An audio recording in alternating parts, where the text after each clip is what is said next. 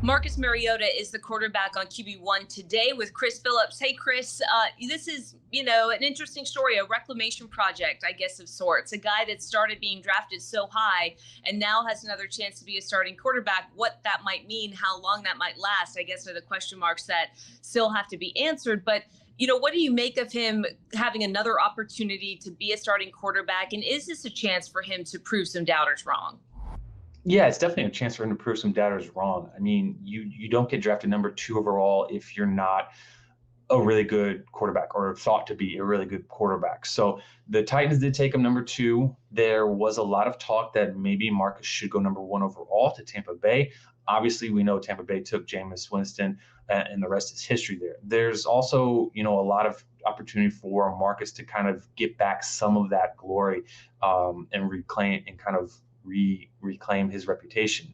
He's maybe not necessarily a franchise quarterback at this point in time. I think he's somebody that, can win you some games. He's somebody that can, do some things for you offensively. I don't know if he's an upper echelon type of quarterback. I think he's somebody that really is just a starter and is probably, just that, really, just a starter, nothing more. Almost like a placeholder, as harsh as that sounds. But I mean, the NFL is, quite frankly, a pretty harsh place, especially in a position where, the elite are few and far between. Do you think that he will be the starter for the remainder of the season? I think so. You look at everything that is in Atlanta, and there's really not a lot. They just drafted Drake London, who they're expecting to be their number 1 wide receiver. Last year's number 1 pick, Kyle Pitts, is a freak tight end who had a really good rookie year. He's gotten off to a slow start, and that's really about it on offense. They did lose Calvin Ridley to a suspension due to his gambling, and at this point, there's no clear evidence of when Ridley might be able to return to the team or even to the NFL. So right now, I think Marcus is the best bet for the team to win games and to be the starter all year long. You look at the rookie quarterback that they drafted in Desmond Ridder. I think it would be best for him to kind of have a redshirt season. His last season in college, he did really well against the competition he faced. He did struggle when he started to face the upper echelon competition, and that is a bit of a concern because there is nothing but upper echelon talent in the NFL. And so for him to kind of struggle in college, that does throw some caution to could he actually succeed in the NFL. And granted, Ridder did have a really good preseason, but that's, again, probably a lot to do with playing competition his own level and not that upper echelon. So I think at this point, I think Marcus should be the starter all season long. I think the expectation is for the Atlanta offense to be about middle of the pack, and that's really where they are right now.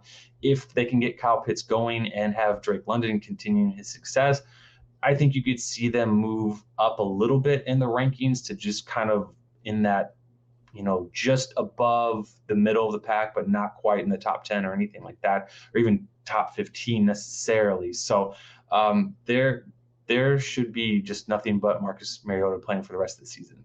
Man, it is tough to be a Falcons fan. I feel like, and I'm not one, but those who I do know, I mean, in the Atlanta area, it's almost like they can't catch a break. You even have a quarterback in Matt Ryan, who's since departed for Indianapolis, who was so offensively consistent. And they still couldn't figure out a way to get it together. And now it sounds like, from what you're telling me, they've got 2 quarterbacks that might be okay. But the Ridder question marks about upping his game around elite talent, I think that's a troublesome idea moving forward. I mean, I know that we're focused on Mariota right now, but are any of these quarterbacks, either of these quarterbacks, worth building a franchise around, in your opinion? Ridder has the talent and he has some tools to definitely be a franchise quarterback. And I think that's what Atlanta saw, is that he's got enough ability to kind of give you that idea that, hey, if we get some things right or with some proper development and coaching, he could be a franchise quarterback. Again, like I said, when he played the tougher talent, he did kind of struggle in it a little bit. So that is, to me, that is a big concern. And if I was a GM, that would be something I'd probably use as a reason to shy away from Ridder. However, Atlanta chose to go the opposite route. They feel that they can build things with him there. Like I said, they've got a couple of young, promising players in Pitts and Drake London. They do like this rookie running back Algier that they drafted, and there's some hopes that he could be a good maybe franchise running back as well. So there's a lot of hope there in Atlanta. There's a lot of, let's see what we have with Ritter. But as of right now, I don't know if Ritter should be starting any NFL game. I think next season will be the earliest he should start a game. Just again, let him see, NFL speed. Let him kind of get, acclimated to what it's like to be an NFL player. A lesson in patience for Falcons fans. I guess lastly for you about Mariota, I mean, this feels like maybe a last chance for him to prove some people wrong, or to show his skill set and what he's capable of. What do you think his future ultimately holds here?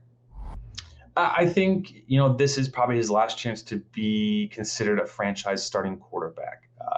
Again, he got drafted with the expectations of him being a franchise quarterback in Tennessee, and it didn't work out. And there's a lot of reasons you can say as to why it didn't work out. I mean, Tennessee didn't really surround him with a lot of talent. There was also questions and concerns about what they wanted to be offensively in terms of their focal point. Did they want to be a team that ran the ball and was focused on a strong running game with the running back?